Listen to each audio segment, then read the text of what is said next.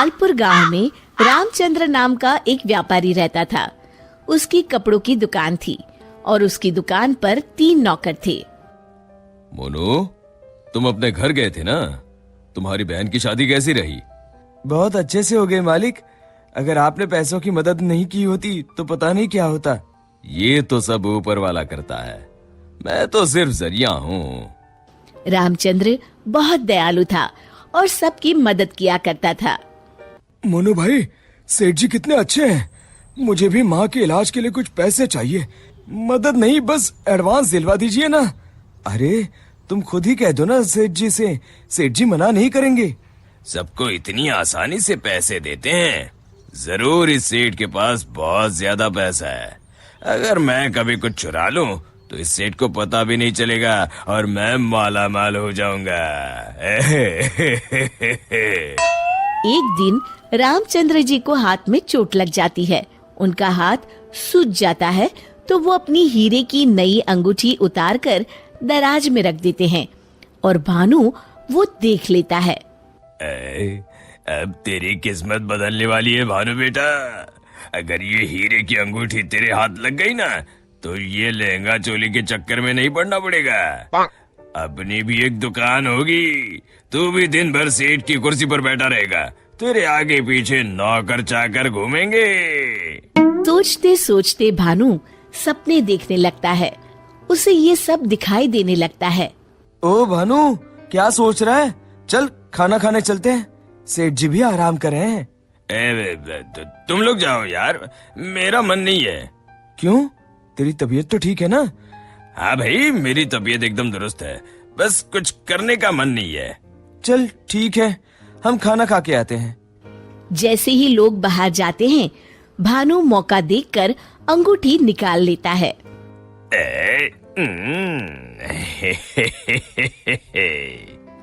शाम के समय।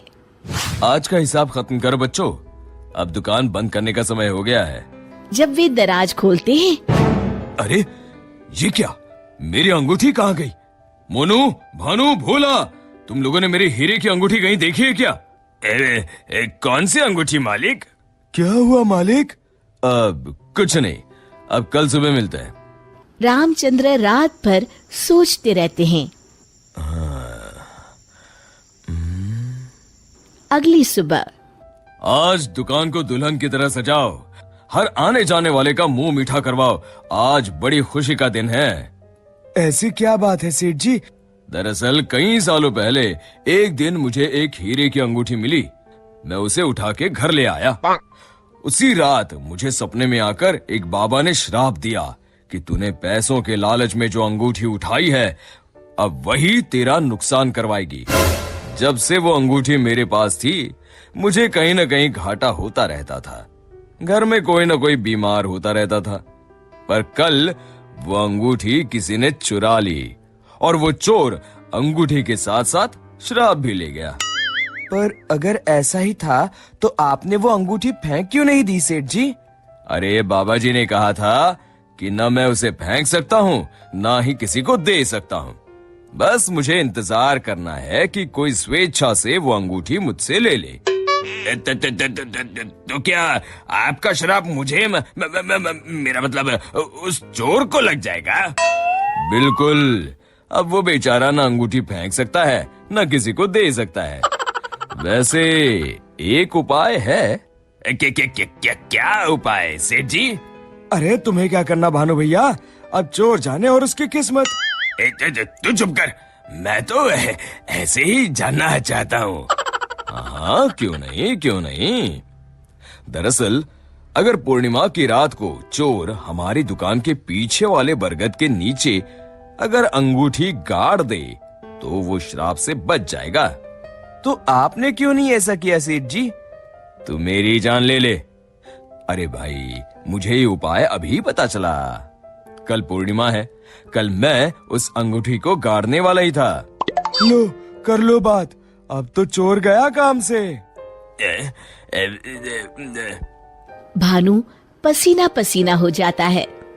रामचंद्र अगली रात बरगद के पीछे छुपकर बैठ जाते हैं। तभी उन्हें एक परछाई आती हुई दिखती है। जैसे ही वो परछाई पेड़ के नजदीक आकर गड्ढा खोदने लगती है, रामचंद्र जी सामने आ जाते हैं।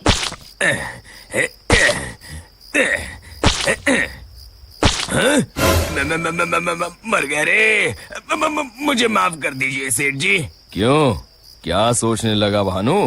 माफ कीजिए, मैं हाथ जोड़ता हूँ, आपके पैर पकड़ता हूँ, मुझे माफ कर दीजिए। मुझे इस शराब से मुक्ति चाहिए। ये क्या अगड़म बगड़म बोल रहा है? शराब से मुक्ति चाहिए तो प्रायश्चित कर और कसम खा, आज के बाद कभी चोरी नहीं करूंगा। नहीं नहीं नहीं नहीं नहीं करूंगा मालिक, मुझे पुलिस को मत सौंपिएगा, चाहे नौकरी से निकाल दीजिए। मैं कल ही चुपचाप गांव छोड़ के चला जाऊंगा। मैं नया काम देख लूंगा और कभी चोरी नहीं करूंगा। वादा? वादा मालिक, वादा। अरे भाई, अगर तुम वफादारी की कसम खाओगे तो मैं तुम्हें काम छोड़कर कैसे जाने दे सकता हूँ?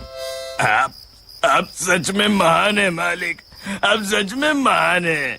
महान तो वो ऊपर वाला है। अब चलो काम पर लग जाओ। शिक्षा, अगर किसी को अपनी गलती का एहसास हो जाए तो उसे माफ कर देना चाहिए।